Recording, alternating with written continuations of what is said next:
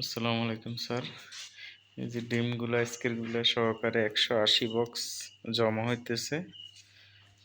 Office সব কিছুতেই ডিম রাখা হয়েছে। এগুলাতে স্যার ডিম রাখা হয়েছে,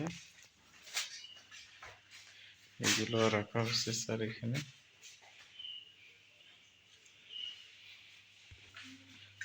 খুচরো ডিমগুলো একসাথে করে কার্টন করে দিব স্যার। এখানেও স্যার রাখা হয়েছে।